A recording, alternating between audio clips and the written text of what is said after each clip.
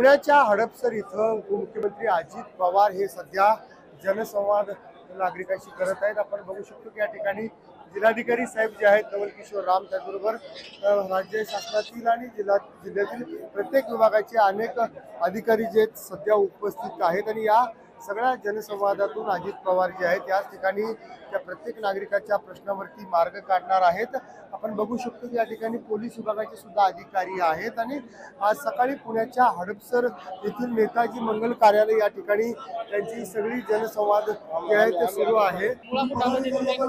Line कॅनलला जाते, त्या कॅनलला जाणाऱ्या पाण्याचा स्रोत खाली चाललेला आहे। आमच्या भागातून आम्हाला पाण्याची सोय नाही आहे, तर त्याच्यात आम्हाला पाण्याची सोय व्हावी यासाठी मी दादांकडे आलेलो आहे, त्यांना निवेदन देणार आहे आणि तिथे एक वॉल ओपन करून घेऊन शेतीसाठी पाणी मिळावं यासाठी मी मागणी करतो। आणि 15 दिवसात जरी पाणी नाही सुरळीत व्यवस्था झाली तर लष्कर पाणी पुरवठ्याला जाऊन आत्महत्या करण्याचा प्रयत्न राहील माझा।